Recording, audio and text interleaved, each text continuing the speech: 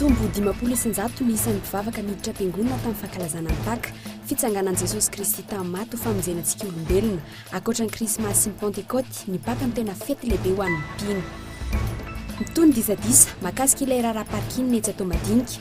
Ifanolalan'ireo vahiny milaza manana taratasy ara-dalàna avy amin'ny ambaratonga-pahefana mahakasika ity tany ity sy ireo olon-tsotra mangataka 7 metatra itoeran'ny fiaran'ilay tany. Arahinao atao anatin'ny fampalalam-baovao ny hevitr'ireo olon-tsotra mahakasika ny fanerenan'ny ministry ny gouvernement tamin'ny 30 ny zoma lasa teo. Farany, ireo vaovao nisongadina tato anatin'ny herinandro teo amin'ny lafiny politika, toe-karena, sosialy, trangam-piarahamonina. Ny antsipriany izay vetrano.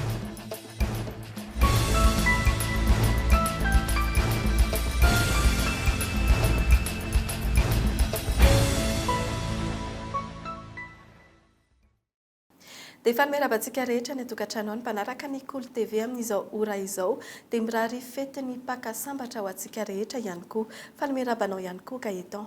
Miarabanao sitraka, miaraba ny mpanaraka ny Kolo TV ihany koa amin'izao takariva izao mirary soa tratra ny fety ny Pasika izay fa tafiditra ao anatin'izay fankalazana ny Paka izay fitsanganan'i Jesosy Kristy tamin'ny maty ho famonjenantsika olombelona. Ny tombo 500 isan-jato ny isan'ireo mpivavaka tany am-piangonana. Ankoatran'ny Krismasy sy ny Pentekoty, ny Paka no tena fety lehibe ho an'ny Europiany Kristianina. Ivon'ny finoana Kristianina ny Paka ary mahatratra 50 andro ny fankalazana izany. Fanadihadiana avy hatrany mahakasika izay. Samy nankalaza ny fety ny Paka avokoa ny ankamaroan'ny fiangonana eto amintsika. Io no andro fankalazana ny nandresen'i Kristy ny fahafatesana, santatry ny fiainana mandrakizay. I Kristy izay maty sy nitsangako velona ho famonjenantsika olombelona. Isan'ny nankalaza izany ny fiangonan'i Jesosy Kristy eto Madagasikara. Manana ny lanja manokana izay fety ny Paka izay. Ny Paka raha ny finoana kristianina dia atsiarovantsika ny nitsanganan'i Jesosy Kristy tamin'ny maty rehefa nombona tamin'ny hazo-fijaliana izy ny zoma masina. Resin'i Jesosy Kristy zany ny fahafatesana. Ny fahafatesan'i Jesosy Kristy dia tsara fantatra fa avitra noho ny fahotatsika zanak'olombelona tamin'ny fahanterahana. Raha tsy maty teo amin'ny hazo-fijaliana Jesosy Kristy, raha tsy nitsangana tamin'ny maty Jesosy Kristy dia tsy nisy ny famonjena. Ho antsika zany ny Paka 140 dia raiso ao am-ponao fa velon'i Jesosy Kristy hitondra ny famonjena ho antsika tsiraray avy. Indrona in-3 miditra avokoa ny fiangonana tamin'ity anio ity. Amin'ny mahafetin'ny kristianina azy, miavaka ny fankalazana ny sorona masina ho an'ny kristianina katolika manokana. Tapitra ny vanim-potoanan'ny karena, 70 andro sy 70 alina ny fitidina hanina sy ny fotoana fibebahana. Mifaly sy miravo ny mpino kristianina ankehitriny, nandresy ny fahafatesana ny tompo. Nanomboka izao hatramin'ny Pentekoty fankalazana ny dinan'ny fanahy masina tamin'ireo apôstôly sy masina Maria, ny fankalazana izay Paka izay. Ny Paka misy moa zany tena fototry ny finoana dia mandritra ny kare moa zany dia ny hoe 70 andro io dia fivavahana satria izay mahakaremy dia ny hoe fivavahana, ny asa fiantrana, ny asa fitiavanamana. Fa rehefa Paka ohatr'izao kosa dia ny fifaliana zany vita treo ny fisaonana, vita ny fifadiana zay fa dia ny hoe mankalaza ny Kristy dia tokony faly. Ka ny fankalazana ny Paka dia mandritra ny 50 andro. Tsy mifarana zany Paka zany raha tsy tonga ny Pentekoty ankalazana ny dinan'ny fanahy masina tamin'ny apôstôly sy ny fiangonana. Nankalaza ny Paka fantsiarovana ny tsanganan'i Kristy tamin'ny maty avokoa ny ankamaroan'ny fiangonana misy eto Madagasikara. Tsy toy ny amin'ny Krismasy izay ankalazaina isaky ny 15 Desambra, miovaova ny daty fankalazana ny Paka izay. Na izany aza, eo anelanelan'ny 12 Martsa hatramin'ny 15 ny volana Aprily no fankalazana izany.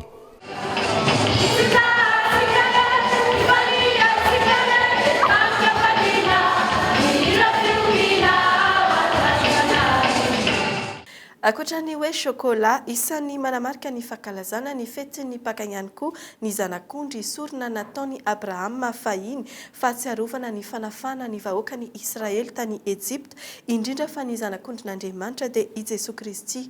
Ho an'ny kristianina ny fetin'ny Paka dia fandalovana amin'ny fahafatesana ho an'ny fiainana mandrakizay. Ary avetrany ny fanadihadiana manodidina an'izay. Paka, fotoana tokana ao anatin'ny taona tena mampandeha ny tsenan'ny henan'ondry eto an-drenivohitra. Amin'ny ankapobeny, laoka miala amin'ny mahazatra no ho an'ny ankamaroan'ny malagasy rehefa andro fety tahaka izao. Fahazarana ho an'ny sasany, saingy mifono ny tantaran'ny zanak'ondry tsy misy kilema no vonoina noho ny fahotan'ny olombelona. isan'ny nahitana izay zanak'ondry izay teto amin'ny ekara Sainte Thérèse de l'Enfant Jésus Isotry. Atsiarovana ilay zanak'ondry mipaka fanaon'ny misotro fahiny dia amin'ny fotoana sahala amin'izao zany amin'ny mampaka ny andro dia mampatsiahy zany vanandro lehibe ao amin'ny fiangonana zany amin'ny fiangonana jody na fiangonana amin'izao fotoana zao ny fiangonana.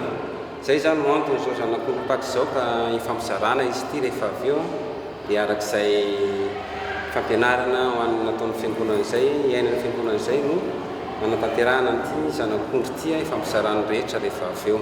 Ankilany niova endrika tanteraka ny fandaminana tao am-piangonana noho ny amaron'ny mpivavaka. Niakatra 500 nisan'ny mpivavaka raha ho an'ny eto amin'ny fiangonana eto Isotry manokana. Dia amin'io raha ny fiangonana manokana dia maro mihitsy ny kristianina tonga mivavaka. Ohatra ny eto amin'ny fiangonana Maso Mavy Thérèse Isotry zao raha amin'ny andavanandro misy eo amin'ny 10:00 ny lahady maraina sy atoandro ariva. Ny paka kosa androany maraina fotsiny zao dia nisy eo amin'ny 10:00 mahery eo. Dia misy tsy maintsy misy fandaharana fandaminana manokana ny ao am-piangonana na ny manodidina ny fiangonana. Hatramin'ny alina moa zany dia efa nisy ny fankalazana ny sakramenta amin'ny batemy teto nisy zaza vorosaina sy olon-dehibe 370 natao batemy alina sy natao mariazy. Dia hatramin'ny alina nefa be olona ny fitandrona amin'ny filaminana tsy maintsy atao ny fandaminana ao am-piangonana koa ohatran'izay.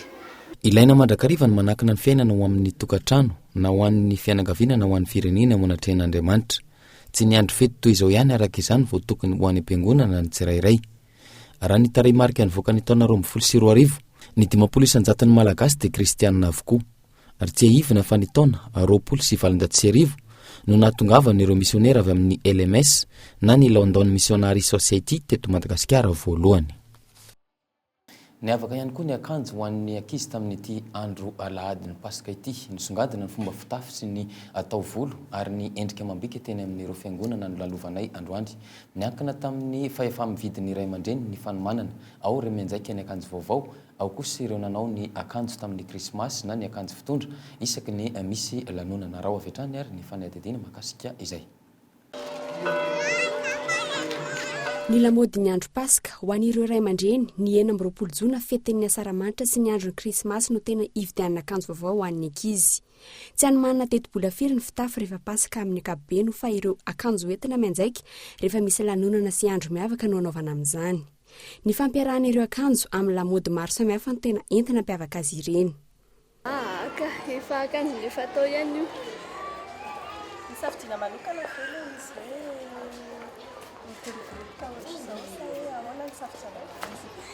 Ye, mba jejetikely mba mandeha jejetikely koa zany. Mba hoe krismasy any dia iny ihany anaovana vaovao efa pirina tsara izy dia pasoany. Eo amin'ny fahefa-ny fitsika izy eo mbola tsy miasa fa miasa tena ny azo rehefa ny asa. Izay manokana eo amina fety dia ny zanako ampianariko hoe tsy rehefa fety ny andro dia mividy vaovao be hatrany an-tampon-doha hatrany am-paladia. Fa rehefa misy occasion misy entana tonga dia anaovanay ilay izy amin'ny fotoana mampety azy. Tsisy fetra fa rehefa misy olona tonga avy any ivelany indraindray mety hoe misy zavatra tsara ataony koa amin'ny fianarana mezaka tsara dia misy colis tonga dia anaovana amin'ny fotoana izay mampety mifanaraka amin'ilay zavatra ho alay. Etsy ankilany ao ireo Ray aman-dreny manokana teti-bola ho an'ny lamaody ny ankizy isaky ny andro fety. Ny ankizy no misafidy ireo akanjo tiany eny an-tsena. Fomba iray hoentina ampifalifaliana ireo ankizy izany amin'izao andro ny fety izao. Miankina amin'ny hoentimana ny tsirairay no ahafahana mitsinjara ny fandaniana tao. Any tena hoe lokony menamena dia avy eo menenay nataony tsiaranenay. Akanjo ny vavoana fanaovana anazy zany dia nampanjairina izany hoe izy mihitsy zany ohatrany hoe izy ihany manana an'io sy nentina tany mpandaitra dia ilay mpandaitra nanao création an'io lamodiny io. Mikasika ny lamodiny ankizy tamin'ity Pasika ity, ireo akanjo lava midoroboka no tena mahasarika ireo ankizy vavikely miampy sertete sy poketra kely. Ny an'ireo tovolahy kosa indray lobaka manana loko marevaka, pirofo ahitana taratra fa zava-dehibe ho an'ny Ray aman-dreny mikolokolo ny zanaka na dia eo aza ny krizy sy ny fahasairanana izay iainana amin'ny andavanandro. fa mikasika ny fanomanana ny fetiny paka kosa indray dia aleon'ireo olona mividy akoho amam-borona efa vovoly toy izay mividy ireo mbola velona. Antony mora kokoa ny vidiny ary afaka mividy izay lanja mifanaraka amin'ny teti-bolana ireo mpividy. Raha ohatra ka manodidina ny 7,000 ariary ny kilao an'ireo akoho efa vovoly, mahatratra any amin'ny R1,000 kosa ireo izay mbola velona. Teny amin'ny tsena ny 67 hektara androany. Maro ireo fianakaviana izay niandry ny androany vao ny tsena mikasika an'izay fanomanana ny fetiny paka izay. Aravetrany ny fanendatsiana. Nitohana ny fifamoivoizana teny Ambodin'ny Sotry teo amin'ny lalana Iazo ny 67 hektara androany maraina. Antony hipikolona ny tsena iray teo 67 hektara. Androany maraina vao niantsena ny sakafo hoanina androany sy rapitso ny ankamaroan'ireo mponina teny atoerana. Mbola nandeha mivavaka vao maraina dia zay vao afaka niantsena. Ary nandritrina hoe omaly teo eny efa fety misy ny andro vao miantsena. Ina ny antony manokana ve? Mbola niasa. Mivavaka dia mba mandalo. Miantsena ho amin'ny fetin'ny paka sa hoe miantsena ho an'ny laoka fotsiny? Ho an'ny laoka fotsiny. Zao anefa tsy azo atao ny misika hoe manao zona. Izany hoe tsy misy fety manokana izany ho an'ny fankalazana amin'ny paka ho an'ny ray aman-dreny manokana? Mahasarika ireo mpiantsena kokoa ireo akoho amam-borona efa voavoly. Tsy mila fotoana betsaka ny fikarakarana azy ireo, fa eo ihany koa ny vidiny izay mora kokoa raha oharina amin'ny akoho amam-borona mbola velona. Ankoatran'izay, afaka mividy izay lanja mifanaraka amin'ny teti-bola ao am-pelantanany ireo mpividy. Ho an'ny akoho izao, 7,000 ariary ny kilao raha toa ka manomboka amin'ny R1,000 ny vidiny ireny akoho iray. Eo amin'ny 20 kilao. Nanao ahoana raha oharina tamin'ny mary ny tsena androany? Androany izany somary nandendeko kokoa. Manoloana an'izany, nangingina ny tsena andro akoho amam-borona. Saika mirona any amin'ny fividiana ireo akoho amin'ny akapobeany ny ankamaroan'ireo mpividy noho izy ireo mora kokoa. Ho an'ny vorona kosa, na dia amidy amin'ny maso-karenany aza izy ireo, mbola tsy mahasarika an'ireo mpividy ihany. Ny tsena izao raha ny fahitana azy tena tsisy tsena mihitsy satria izao eritreretinao ty izao maso-karenana 200 000 dia amidy 200 000 ihany 250 nefa ny eritreretana azy tsy mety izany le tsena tsy manam-bola nefa tsisy vola nefa. Raha serina amin'ny fiantsenana ny tsirairay, tsy kely lalana ihany koa ireo mpanendaka sy mpanao sitomahery. Mahakasika izay fetiny paka izay hatrany, nangina ny fetiny paka tamin'ity taona 2024 ity raha oharina tamin'ny taondasa. Andalovan'ireo mpandalo fotsiny ireo trano eva fakana sary teny Analakely. Isa-taona nefa manodidina sary 80 ny vita ny andron'ny paka mandra-parivan'ny andro ho an'ny paka sary iray hatramin'ny androany atoandro tamin'ny 12 ora teo. Tsy nisy afa-tsy olona 5 no tonga naka sary teo amin'ny trano eva iray. Fanadihadiana avy hatrany mahakasika izay. Ankavitsiana ireo fianakaviana nanokana teti-bola akalazana ny fety. Amin'ny akapobeany izay am-pelantanana no hifaliana sy alana voly. Ho an'ny androany, nangina ny teo Analakely manodidina ny lapan'ny tanàna ny tapakandro maraina. Vokany, zara raha nandeha ny tsena ny fakana sary. Mbola vao manomboka, mbola tsy dia midina daholo ny olona. Isa-taona rehefa manahoana fa fotoana ohatran'izao? Efa olona fotsiny efa midina daholo ny olona ohatran'izao amin'ny fotoan'izao fa tsy amin'izao ohatrany tsisy olona mihitsy tsy haiko hoe fasahirana. Ny hena ny favitsihan'ny olona satria le mbola manomana ny rapitso koa angamba.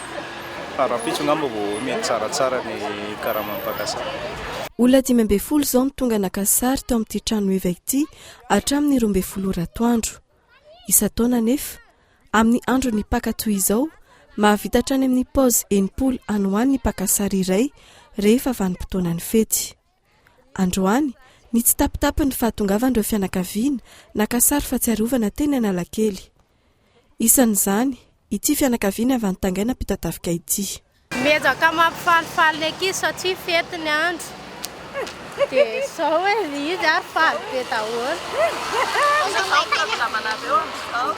Programanay zao akasary dia avy eo mitondra ny ankizy mandehandeha dia avy eo mankany Ambojatovo.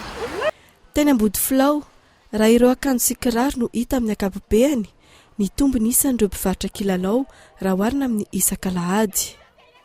tsy dia misy tsena tsotra nisataona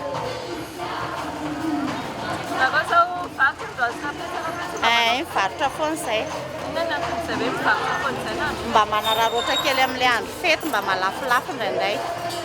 raha nangina tamin'ny ankapobeany teny Analakely androany isan'ireo nasarika mpijery ny fampisehoana kalamanjana nataony ity tovolahy ity. Tsy misy ny sarany voafaritra teto fa izay fohy no nomena. Hoateliko aloha ty ka maty aho an'ny tanindrazana velona kolotsaina ho amin'ny malagasy. Ateliko ny bibilava tsy miafiafy.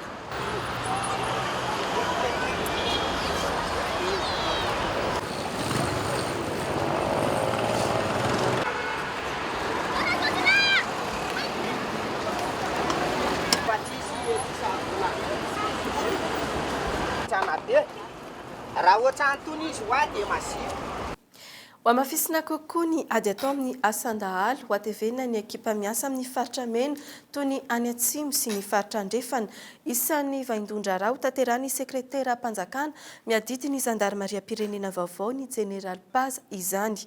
Notanterahana omaly teo Tsibetongolo ny famindram-pahefana teo aminy sy ny sekretera mpanjakana ny adity ny zandarimari teo aloha dia tsy iza izany fa ny Generaly Randrianazara. Fanadidina. Anisan'ny ao anatin'ny programanasa ny fandriampahalemana eny ambanivohitra. Zany fandriampahalemana any ambanivohitra tena ao amin'ny asan'ny gendarmerie mihitsy zany. Io zany tena asan'ny gendarmerie. Dia zay zany no ezahana eo apetraka mba ahafahantsika ireo mamokatra mba hiditsika ny hanoanana na fahirifirina tantsaka. Zay zany tena ara-pamena averina any ambanivohitra ny gendarmerie. Zany koa tsy laza hoe tsy asa tendrenivohitra fa io zany no amafisiny tsara. Ampitsahivina atao zay mba ampisy vokany bebe kokoa ny oaso eo. Manana stratégie zay efa fantatry monsieur le président io afahantsika zany manongotra hatrany amin'ny fotony ny tsy fandriampahalemana ny Atsimo manana an'izany zay ary fandraisahany taminy. Ifanarantsika teto fa efa samy naneho hevitra avokoa ny ankamaroan'ireo antoko politika sy ny vondrana politika goavana mikasika ny fanendrena ireo minisitra vaovao. Ahoana kosa ny fahitany ireo olom-pirenena izany fanampanazavana. Solo tsy mety ndrasolo. Tsy mety zany.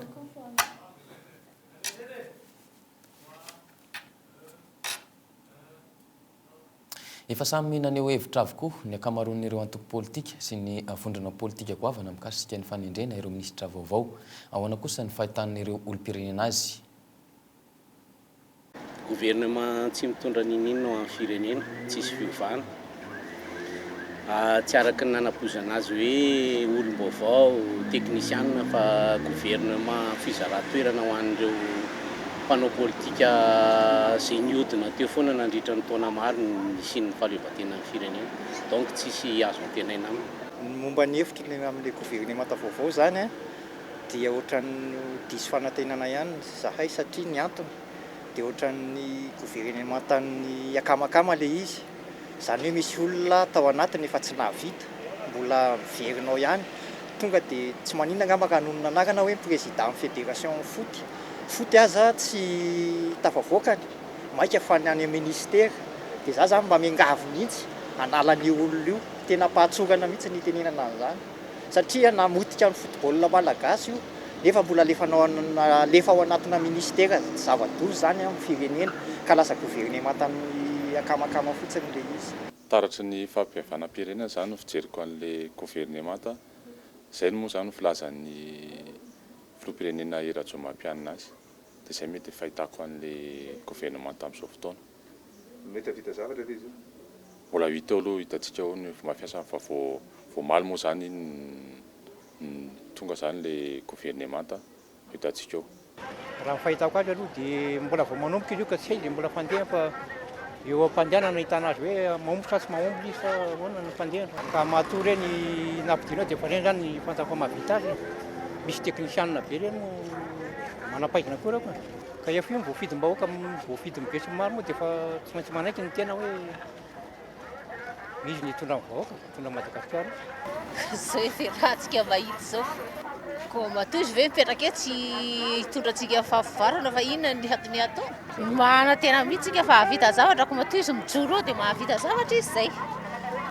raha amiko manokana zany mandinika amin'le gouvernement vaovao tarihan'ny Rosé dia ohatrany manatena ihany satria be da be le fitsinjaram-pahefana fizarana an'le laminasa noraisin'ny premier ministre vaovao zany dia mino zany fa sady en plus zay zany tena zava-dehibe dia zao hoe sady ny tanainy ny premier ministre dia ny sahaniny koa ny ministre ny fahasalamana mety hiova zany ny fahasalamam-bahoaka amin'ity fa tsy sanatria akory hoe tsy raha vao tsisy vola dia tsy afaka miditra hôpitaly tsony indrindra moa fa ho anay madinika. Eo amin'ny lafiny sosialy kosa indray dia mitoy ny disadisa mahakasika ilay raharaham-parikina etsy atao madinika ny ankilany dia milaza fa bodony ilay vazaha ity tany ity noho izany dia mangataka 700 metatra itoeran'ny fiara amin'ilay tany izy ireo. Ny andaniny kosa dia manambara fa manana antota taratasy ara-dalàna avy amin'ny ambaratonga-pahefana mikasika ity tany ity. Arovetrany ary ny fanadihadiana. Manatanteraka asa fanasoavana ny madinika eto Madagasikara ny Silamo, anisan'izany ny etsy atao madinika. Manajary, manadio ny toerana manodidina ny fiangonana izy ireo amin'izany. Teo indrindra ny nanomboka ny olana. Raha ny fanazavana nomeny ny tompon'ny fiara, tsy ampy azy ireo ny toerana nomeny mpiny Silamo fitoeran'ny fiara ary mangataka ny fizarana mitovy ny tany ny solotenan'izy ireo. Zay parking hoan'ny fokotany sasahany izy ity fa tsy misy ety iny dia tsotra fotsiny misasaka fa le olona tsy fokon'olona aloha zava fa zay olona manana tômôbila misy taratasy fa tsy netiko le izy fa lehilahy daholo manao taratasy an'le izy ça veut dire que olona manana tômôbila daholo izy lehilahy raha ohatra zany ka ohatra ka hoe misy 100 mètres aty dia alohanay mandefotra zay 40 mètres no alainay. Ny roso tamin'ny fangatana teo anivon'ny ambaratonga-pahefana rehetra ireo mpino Silamo anajary sy anome endrika vaovao anatao madinika. Isan'ireny ny tetezana, ny parking, fanajariana ny biraopokotany, ny posty ny polisy, teo ihany koa ny fanadiovana ny tanàna. Na azy fahazon-dalana, na izany teo anivon'ny komina na ihany koa teo anivon'ny fokotany. Ankehitriny, vita amin'ny ampahany maro ny asa. Misy andehan'olona vitsivitsy mitaky toerana 700 metatra itobeny ny fiara. Olona ny taomina ary fianakavian'ilay rangahy avokoa no manakorotany eny atao madinika raha ny fanambarany ny solotenany avy ao amin'ny mpino Silamo izay. Amizay misy olona anankiray atao tanàna nangataka aminay parkina hoe hapiditra tômôbily lao. Dia tenenay zay tsy afaka manome parkina nareo tsony satria zay efa nanome ny fokotany sady fa nanome any polisy. Mazava ho azy zay.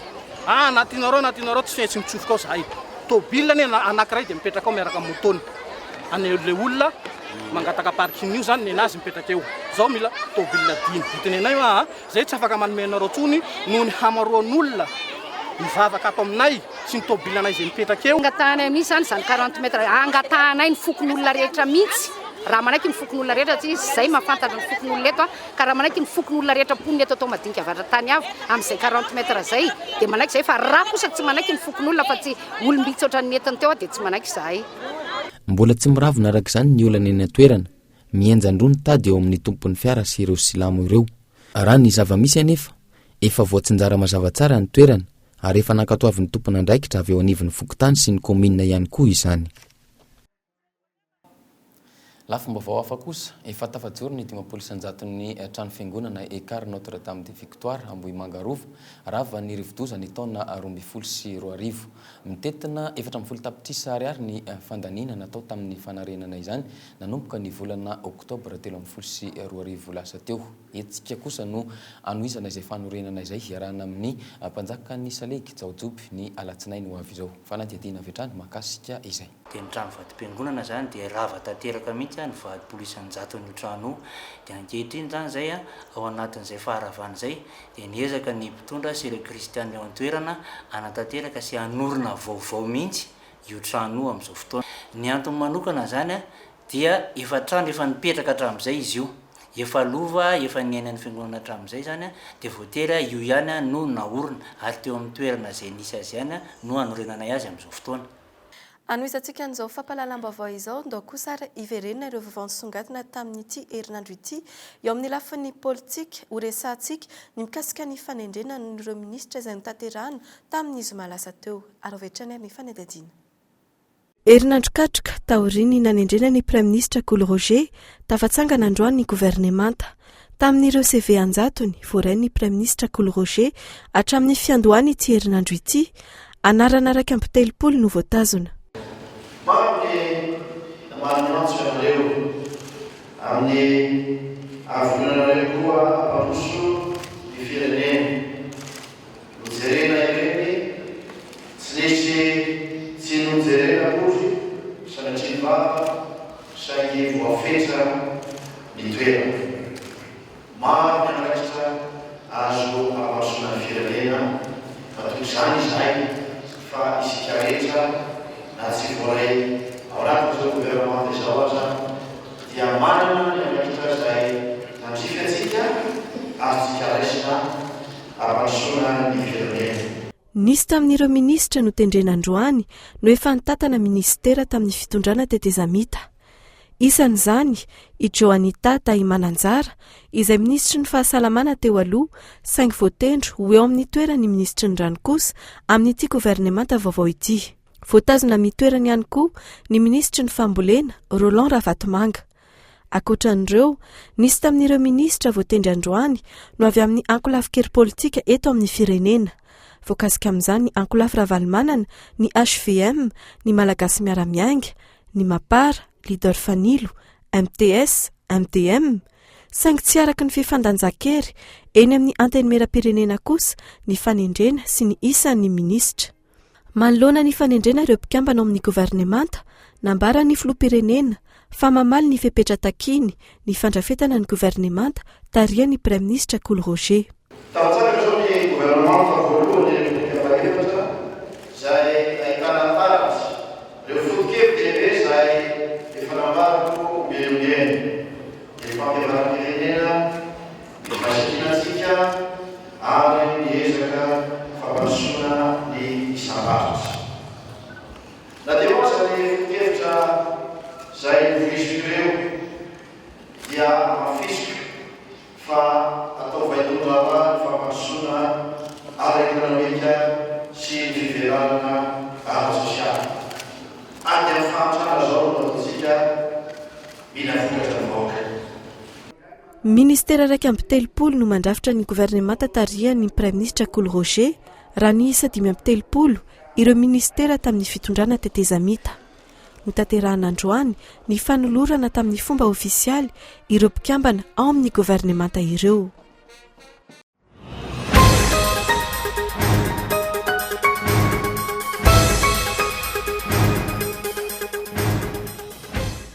Toy izao ny fitsinjaran'ireo mpikambana eo anivon'ny gouvernemanta arakaraka ny fironana politika misy azy ireo. Prime Ministre sady Ministre ny fahasalamana Cool Christophe Laurent Roger, HVM Rakoto Vaorivo, Razafitrimo Arsoa Lala, Rabary Andrianiana Paul, Lalary Saina Joëlie Valérien, Mapara Maharanty Jean de Dieu, Ndaimananjara Bénédicte Joanita, Ankolafy Ravalomanana Ravatomanga Roland, Andriamosa Arsoa Jean Anisette, MTS Ratsiraka Iarovana Roland, Ramanatsora Marcel Benjamin, Malagasy Miaramianga Fienena Richard, MDM Andriantsina Jacques Ulrich, Refondation Totale de Madagascar Randriamampiona Joseph Martin, Leader Fanilo Reboza Mahaforona Cyril, Arema Horace Cassien. Avy amin'ny vondrona tsy miankina na antoko politika tsy fantatra na teknisianina na ihany koa miaramila, Razafindravonina Jean, Ramanantena Sonoeline, Ravelo Arsan Erlanto, Rakotsavy Dominique Jean Olivier, Mahafaly Solonandrasana Olivier, Julietienne Roland, Rasoa Zananera Marie Monique, Randimson Blaise Richard, Ramparany Antelme, Rafidy Manana Narsan, Amady, Joasy Raharsoa Eleonore, Rakoto Mamonjy André Neipatraky, Randriana Arsoa Vaonala Roy, Paza Didier Gérard. Amin'ny fifandanjakery eo anivon'ny antenimera-pirenena toy izao, ireo seza azon'ny vondrona sy antoko politika miohatra amin'ny isan'ny solombavam-bahoaka azon'izy ireo tsirairay avy. Mapara nahazo solombavam-bahoaka 720 ary nahazo ministera 2. Ny tsy miankina ahitana solombavam-bahoaka 320 ary nahazo ministera iray. Ankolafy Ravalomanana nahazo solombavam-bahoaka 20, manana ministera 2. Malagasy Miaramiainga manana solombavam-bahoaka 420 nahazo ministera iray. Leader Fanilo manana solombavam-bahoaka 5 nahazo ministera iray. Iarakisika manana solombavam-bahoaka 5 ary tsy nahazo ministera. Antoko Maitso manana solombavam-bahoaka 3 tsy nahazo ministera. FFF manana solombavam-bahoaka 2 ary tsy nahazo ministera. MTM manana solombavam-bahoaka iray ary nahazo ministera iray. MTS manana solombavam-bahoaka iray ary nahazo ministera 2. RTM ny Dadafara tsy nahazo solombavam-bahoaka fa nahazo ministera iray. HVM tsy nanana solombavam-bahoaka ary manana ministera 4. Amin'ireo minisitra voatendry androan'ireo nisy ireo efa nitana toerana teo anivon'ny governemanta ny Tetezamita, isan'izany ny ministra isany. Ravelo Arsan Erlanto ministra ny tontolo iainana sy ny ala teo aloha, Fienena Richard ministra ny toe-karena, Nday Mananjara Benedicta Joanita ministra ny fahasalamana tamin'ny governemanta farany teo. Andriantina Jacques Ulrich ministra ny tanora avy eo ministra ny raharambahiny. Joasy Raharsoa Eleonore ministra ny tanora, Ramanatsoa Marcel Benjamina ministra ny fitanterana. Mbola niverina teo amin'ny andraikitra nitazoniny tamin'ny governemanta farany teo kosa i Ravatomanga Roland izay miandraikitra ny fambolena sy ny fampandrosoana ny tontolo ambanivohitra. Nisy ihany koa ireo tandapa sy mpiara-miasa akaiky tamin'ny filoherina Jonary Mampianina no nahazo ministera isan'izany: Razafitrimo Arsoa Lala, Rabary Andrianiaina Paul, Lala Arsaina Joélie Valérian, Rakotsavy Dominique Jean Olivier. Ankoatr'izay ministera vaovao nipoitra tamin'ity governemanta voalohany République fahaefatra ity ny ministère auprès de la présidence chargé des ressources stratégiques. Nahazo ny ministerany kosa ny mpanjifa izay nitambatra tamin'ny ministerany varotra.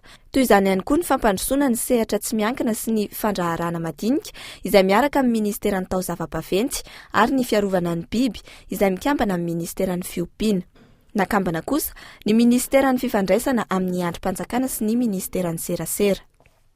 Isan'ny vaovao songadina ihany koa teo amin'ny trangam-piarahamonina nandritra iny herinandro iny ny vola sandoka mahakasika ihany koa ilay saona nisy poizina voamary ny mpikaroka malagasy. Raha ho avy hatrany ny fanadihadiana mahakasika izay.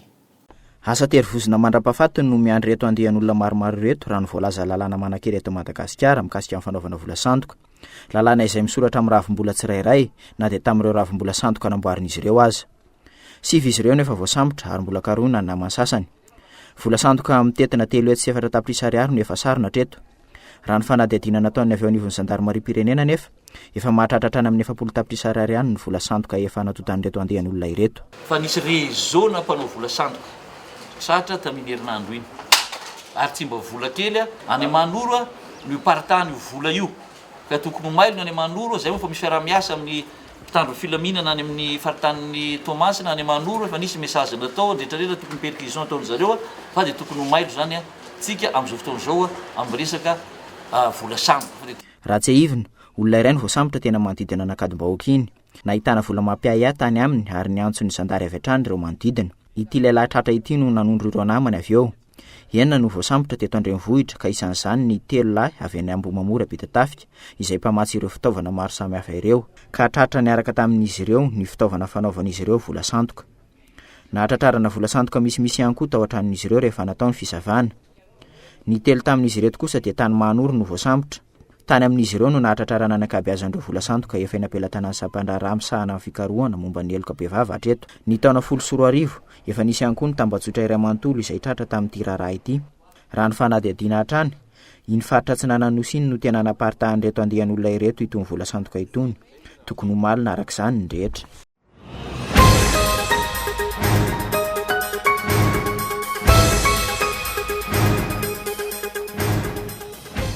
Mahafaty ny pozina amin'ny hoditra ity saona ity raha tafiditra any am-bava. Mahafaty ihany koa ny fihinanana any atodiny. Tsy atahorana kosa nefa ny fikasohana na ny fifaneraserana aminy. Betsaka ny tsaomelo momba ny fikasihana ity karazan-tsaona lehibe ity. Izy zany eno eny amin'ny vaovao eny zany milaza ny olona hoe mandeha eo ilay saona dia izay manitsaka azy dia mangotsongotsika. Zany zao anisan'ny zavatra tsy marina satria ohatran'ny biby rehetrarehetra izy. rehefa tsy mikitika azy zany le sahona zany misy poziny io ary efa voapirofo fa misy poziny izy fa rehefa tsy mikitika azy ny olona dia tsy maninona izy ary na mikitika azy koa ary ny olona ka manasa tanana rehefa avy eo dia tsisy fiatraikany amin'ny olona le poziny. Raha ny fanadihadiana nataon'ireo mpikaroka tany an-toerana tamin'ny taona 2014 nefa nisy nahita tany an-toerana ity karazan-tsaona lehibe ity. Tsy mbola nisy aloha hatreto ny ain'olombelona narofoy. Ireo biby mpizaha azy toy ny biby lava sy ny vorona nefa betsaka ireo matiny tany amin'ny faritra Atsinanana iny. Ahina ihany koa ny faharipahan'ireo sahona zanatany. Raha ny fitombony aloha zany araky ny voalaza tany amin'ny toerana nisy azy tany Azia dia ny vavy anankiray manatody efatralina amin'ny fanatodizany anankiray, izany hoe be dia be mihitsy ilay izy. Dia raha amin'ny toerana ohatran'ny Tomasina zany izay toerana manoran-dava dia mety mahavita manatody indroa isa-taona ny vavy anankiray. Dia eritreretintsika amin'izay hoe vavy anankiray zany manatody 4 alina ao anatin'ny 2 taona, dia tamatavy koa toerana manoran-dava dia tondraka lava ny toerana dia mora miparitaka vetivety dia miparitaka mihitsy zany izy. Tamin'ny taona 2014 karazan-tsaona maro be tany Amerika Atsimo no ripaka tamin'ny fitondrana ity karazan-tsaona ity olatra madinika io. Fiarovan-tena voajanahary ho an'ity biby iray ity ny famoahana pozina. Ny faritra Atsimo Atsinanana Azia no tena fiaviany.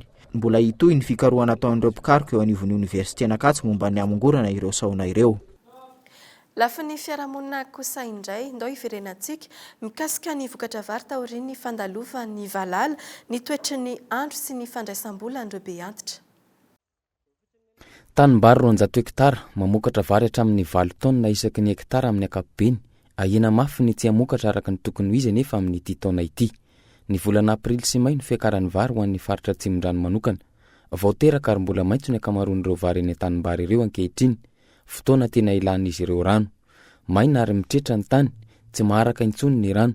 Iena ny vokatra amin'ny 10 taona ity, raha ny fanazavany ny mpamboly. Ny tany zao fa mitera maina ny vary fa tsisy rano, tsisy orana.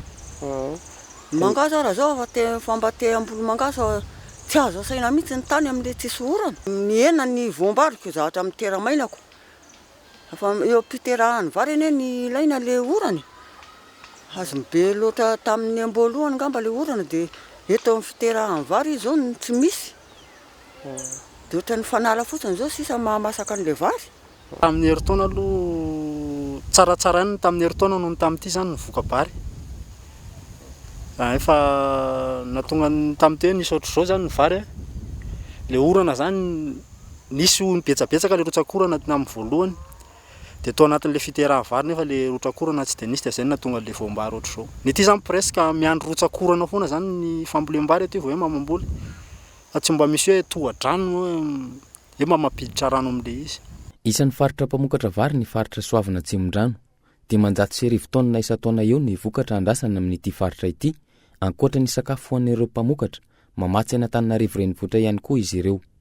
Tanimbary mahatratra 2700 hektara no volena ho an'ny komina Soavina manokana. Sarotra ny maminaviana ny vokatra mety ho azo amin'ny 10 taona ity. Antony, mbola maitso ny akamaroan'ny vary eny Antanimbary. Ny rano teto Soavina tamin'ity taona ity atao hoe tsy dia tsara ihany satria ny rotsakorana tamin'ity tsy dia nisy. Na dia nisy ary ilay barazana nataon'ny Koriana dia tsy dia natosika an'ilay fambolena noho n'ilay rotsakorana kely. Misy fianany aloha ny rendement vary raha ohatra hoe par rapport amin'ilay hoe amporana sy tsy amporana mazava ho azy satria raha ohatra hoe amporana zany ny vary, ohatra hoe mandeha tsoma tsara le rotsakorana dia arakarak'izay koa ny vokatra azo. Tamin'ity zany ohatra hoe ny hena ny vokatra azo. Eo koa misy le vary le taraky kely, le misy tara, dia ireny zany tsy afaka miteraka intsony satria efa tsisy orana intsony ny andro efa mimangatsika. Iova endrika araka izany ny fararano, fotoana fijinjana ny vokatra ho an'ireo tantsaha. Manerana ny Madagasikara, tsy ampy ny rotsakorana raha ny loharanom-baovao azo. Teo anelanelan'ny 4 hatramin'ny 10 mm ny tany rotsakorana ny volana febroary farany teo, raha toka 30 mm izany ny taona 2012. Efa manomboka mitambesatra amin'ny famokarana araka izany ny fiovaovan'ny toetrandro eto amintsika raha ity tranga iray ity. Tsy neto andrenivohitra ihany fa saika ny ombonana amin'ireo faritra mpamoka-bary toa Ambatondrazaka sy Marovoay ity tsy fampindrano ity ary manampitrotraka izany ihany koa ny fahasimban'ny fototrafitrasa fanondrahana ireny lemaka samy hafa ireny.